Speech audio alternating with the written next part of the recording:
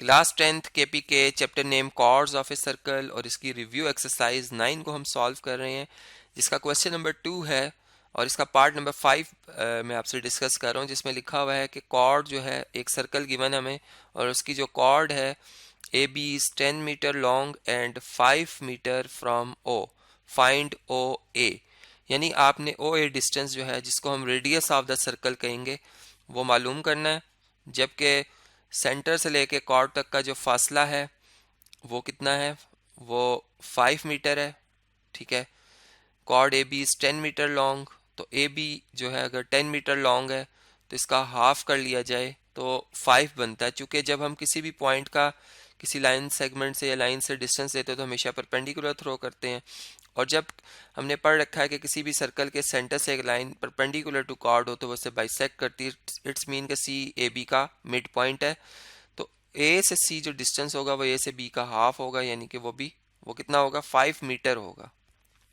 ठीक है, अगर कॉर्ड 10 मीटर है और चूंकि ये डिस्टेंस 5 ही बताया गया है हमें कि ये 5 मीटर है ओ से सी, तो ये अब आप देखें तो एक राइट एंगल ट्राइंगल हमारे सामने है।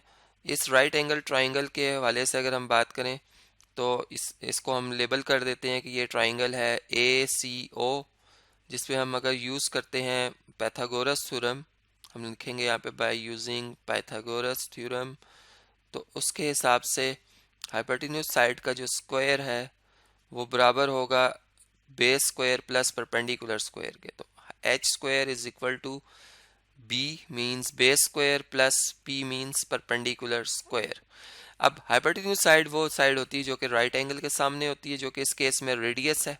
तो हम इधर जो है वैल्यू जब पुट करेंगे तो आर स्क्वायर लिखेंगे, यहाँ पे हम लिखेंगे R square is equal to base 5 है, 5 स्क्वायर आ जाएगा, और परपेंडिकुलर भी 5 है तो ये भी स्क्वायर आ जाएगा। अब R square is equal to हो जाएगा जी 5 स्क्वायर 25, या चलें हम यूँ कहेंगे ये 2 टाइम्स 5 स्क्वायर लिखा हुआ, अगर हम दोनों को ऐड कर लें और अगर दोनों तरफ स्क्वायर रूट लेते हैं तो square root of 2 multiply by 5 square आ जाएगा।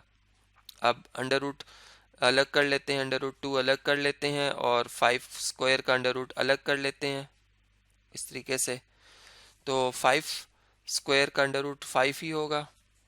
तो r इज इक्वल टू आ जाएगा 5 मल्टीप्लाई बाय अंडर रूट 2, और यूनिट्स जो हैं वो मीटर्स में है इस क्वेश्चन में। तो ये रेडियस ऑफ द सर्कल आ जाएगा जो ओ ए डिस्टेंस है, यानी ओ से ए जो डिस्टेंस पूछा गया था हम लिखेंगे देयर फॉर ओ ए जो है, जो कि रेडियस आया है, वो इक्वल है 5 multiply by under root 2 meters. तो इस तरीके से ये प्रॉब्लम हमारा सिंप्लीफाई हो गया है। अब नेक्स्ट जो क्वेश्चन है वो आपसे डिस्कस करता हूँ। नेक्स्ट प्रॉब्लम है जी प्रॉब्लम नंबर 3। इसकी स्टेटमेंट ये लिखी हुई है कि the perpendicular bisector of a chord X Y cuts X Y at N and the circle at P if xy is 16 centimeter and np is 2 centimeter calculate the radius of the circle। यानी अगर एक circle है, ठीक है, इसका radius हमने मालूम करना है।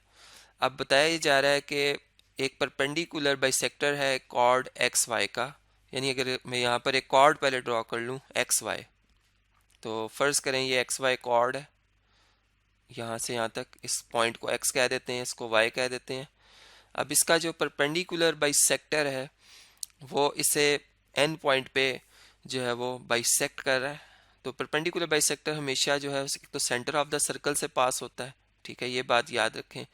और दूसरा ये कि वो हमेशा मतलब 90 का एंगल बनाता है जो भी कॉर्ड है उसके साथ। तो ये परपेंडिकुलर बाइसेक्टर कुछ हम यूँ कह लेते हैं कि ये इस तरह से पास हो रहा है, ठीक है। अब एक्स वाई जो कॉर्ड है उसे वो एन पॉइंट पे मतलब बाइसेक्ट करता है, ये एन पॉइंट आ गया, और सर्कल को पी पॉइंट पे यहाँ पे आके इंटरसेक्ट करता है, ठीक है। अब x से y जो डिस्टेंस अगर वो कह रहे हैं 16 सेंटीमीटर हो, यानी ये यहाँ से लेके यहाँ तक कॉर्ड की लेंथ अगर 16 है तो फिर x से लेकर n तक का जो फासला होगा वो 16 का हाफ होगा, इसलिए कि परपेंडिकुलर बाइसेक्टर जो होगा कॉर्ड का हमेशा वो मिड पॉइंट से कॉर्ड के पास होगा। इसका मतलब ये डिस्टेंस जो x y का हाफ होगा xn, ये हो जाएगा 8 सेंटीमीटर, ठीक है। और n से p जो डिस्टेंस है ये उन्होंने हमें बताया कि ये 2 सेंटीमीटर है, ये वाला डिस्टेंस n से लेके p तक का, हमने radius of the circle calculate करना है। अब रेडियस कहाँ से कहाँ तक होगा, वो o से लेकर p तक होगा या o से लेकर x तक भी हो सकता है, ठीक है। तो देखें, अब हम ये बात जानते हैं कि ये डिस्टेंस जो है यहाँ से लेके यहाँ तक वो 2 है, और o को अगर हम x से ज्वाइन कर लें, o को x, तो ये भी रेडियस ही के बराबर है, यानी o से p के ही बराबर है, ठीक है। तो ये एक डायग्राम हमारे सामने जो है वो हमें बनती नज़र आ रही है, और अब इसके हवाले से हमने जो है वो ये कैलकुलेशन करनी है। अब इसके सोल्यूशन के लिए हम ये एक स्ट्रेटजी ये यूज़ कर लेते हैं कि हम ये सपोज करते हैं कि जो रेडियस है ओ एक्स, वो जो है वो हम सपोज कर लेते हैं वो आर के इक्वल है, जो कि हमने कैलकुलेट करना है, ठीक है। अब ओ से लेकर पी जो डिस्टेंस है और ओ से लेकर जो एक्स डिस्टेंस है वो दोनों आपस में बराबर है। ये बात भी हमें अंडरस्टैंड हो रही है, क्योंकि दोनों रेडियस ही के बराबर है। और हम यहाँ पे यूं कहते हैं कि अगर ओ एक्स जो है वो आर के इक्वल है, यानी हम यूं कहें कि ओ पी को अगर हम ब्रेक करते हैं ओ से पी डिस्टेंस को, तो हम O N plus N P को इस तरीके से ऐड करके इसके बराबर लिख सकते हैं, ठीक है। अब ओ पी जो है वो रेडियस है, ओ एन जो है वो अननोन है, ओ एन को हम एज इट इज़ रहने देते हैं, और एन पी जो है वो 2 सेंटीमीटर है, जो कि जैसे कि हमें इस क्वेश्चन में बताया गया। तो 2 को हम दूसरी तरफ शिफ्ट करते हैं तो r माइनस 2 किसके बराबर आ जाएगा, वो ओ एन के बराबर आ जाएगा। यानी अगर मैं एक यहाँ पर राइट एंगल ट्राइंगल बनाऊं, जो कि इस टाइम हमें नज़र आ रही है इस सर्कल के अंदर, उसको मैं थोड़ा सा अपने हिसाब से टिल्ट करके बनाऊं, तो ये एन पॉइंट है जिसपे 90 का एंगल बन रहा है, ये आप एन पॉइंट समझ लें। ये ओ पॉइंट है जो कि यहाँ पर है, और ये एक्स पॉइंट है। अब एन से लेकर एक्स 8 सेंटीमीटर डिस्टेंस है, ये मैंने 8 सेंटीमीटर लिख दिया। ओ से लेकर एन जो डिस्टेंस है वो हमने अभी देखा वो r माइनस 2 आया है, और ओ से लेकर एक्स जो डिस्टेंस है वो रेडियस है जो कि r है। तो देखें, ये एक राइट एंगल ट्राइंगल हमारे सामने बनी हुई नज़र आ रही है, जिसमें हमने r की वैल्यू फाइंड करनी है, और हम जानते हैं कि इस पर हम पैथागोरस थ्योरम अप्लाई कर सकते हैं।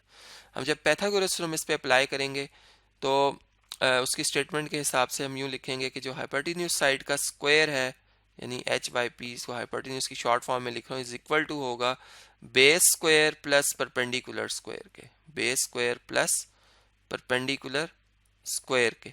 अब इसमें इनकी वैल्यूज जो है वो मैं दर्ज करता हूँ और आपसे सिंप्लीफाई करके आपसे भी शेयर करता हूँ इसकी सिंप्लीफिकेशन।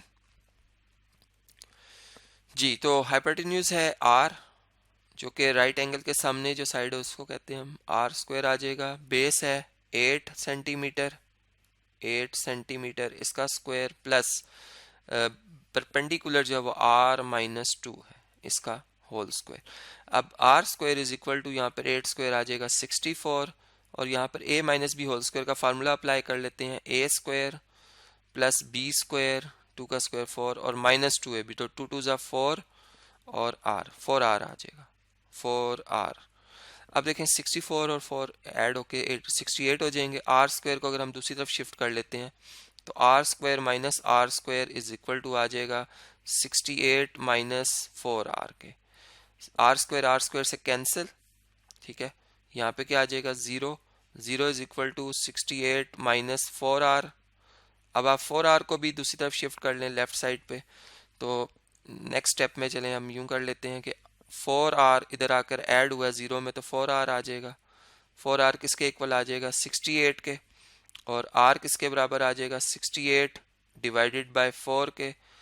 और अगर हम 68 को 4 पे डिवाइड करते हैं तो चलें इसकी कैलकुलेशन देखते हैं, क्या आंसर आता है कि 68 डिवाइडेड बाय 4, तो ये बनता है 17 सेंटीमीटर। तो रेडियस जो होगा इस सर्कल का, हम कहेंगे देयरफॉर जो रेडियस ऑफ सर्कल है, रेडियस ऑफ सर्कल जो कि हमें गिवन था इस मतलब इंफॉर्मेशन के लिहाज से, वो आई उसकी वैल्यू कितनी, 17 सेंटीमीटर। तो इसी के से ये प्रॉब्लम जो है वो हम अंडरस्टैंड कर सकते हैं।